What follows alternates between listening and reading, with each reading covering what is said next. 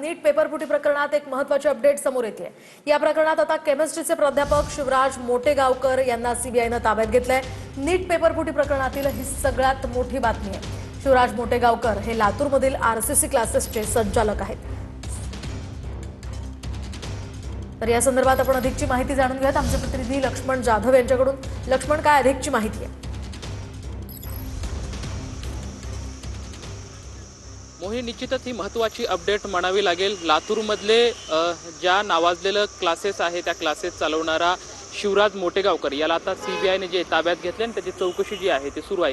गेल्या काही दिवसांपासून सीबीआयला संशय होता आणि संशय म्हणून गेल्या 2-3 दिवसांपासून ही चौकशी सुरू होती। आता सध्या पुण्यातील सीबीआय कार्यालयामध्ये शिवराज मोटेगावकरला ताब्यात घेतला आहे। ताब्यात घेऊन ही चौकशी जी आहे ती कसून सुरुवात आहे। यापूर्वीच पुण्यामधून सुद्धा मनीषा वाघमारे असतील किंवा मनीषा मांढरे यांना सीबीआयने खरं तर ताब्यात घेतला आहे। मनीषा मांढरेला सुद्धा आता सीबीआय कस्टडी जी आहे कोठडी मिळालेली आहे। मात्र आता ही महत्त्वाची अपडेट म्हणावी लागेल की पुण्यामधून जे आहे ते शिवराज मोटेगावकर याला ताब्यात घेऊन त्याची चौकशी सध्या सुरू आहे।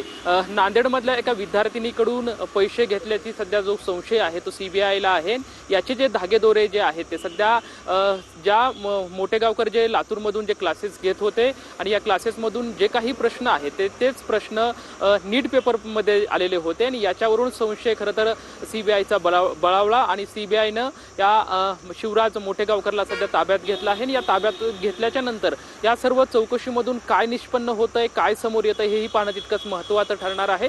मात्र या सर्व नीट पेपर फुटी प्रकरणामध्ये क्लासेसचा मोठा हस्तक्षेप आहे। याच्यामध्ये आणखी काही धागेदोरे आहेत का? कारण की विद्यार्थ्यांच्या मार्फत सुद्धा विद्यार्थ्यांची चौकशी केली जाते आणि विद्यार्थ्यांनी नक्की कोणाकोणाला पैसे दिले आहेत या सर्व प्रकरणामध्ये कोणाकोणाचा हस्तक्षेप आहे हेही सीबीआयकडून खरं तर याची सर्व गोष्टींची चौकशी केली जात आहे। मात्र आता सध्या लातूरमधलं जे नामवंत आणि गेली अनेक वर्षांपासून एक वेगळा पॅटर्न लातूरकडे पाहिलं जातं आणि याच्यामधला हा शिवराज मोटेगावकर गेली एक नामवंत जे आरसीबीचे जे क्लासेस जे आहेत आणि हे क्लासेस गेली अनेक वर्षापासून चालवत होते। अनेक विद्यार्थी या ठिकाणी प्रवेश घेतात, या ठिकाणी शिकतात। मात्र आता सध्या शिवराज मोटेगावकरला सीबीआयने ताब्यात घेतला आहे। ताब्यात घेऊन सर्व कसून चौकशी जी आहे सध्या केली जाते। असे किती विद्यार्थ्यांकडून यांच्याशी काही कनेक्शन आहे का किंवा जे कुलकर्णी पीव्ही कुलकर्णी सध्या ताब्यात आहेत त्यांच्यासोबत काही यांचं कनेक्शन जुळतंय का हे सुद्धा सर्व सीबीआयचे अधिकारी जे आहेत त्या सर्व तपासातून निष्पन्न करत आहेत। त्याचबरोबर ती मनीषा वाघमारे असेल, त्याचबरोबर ती मनीषा मांढरे असेल, यांचा काही एकमेकांशी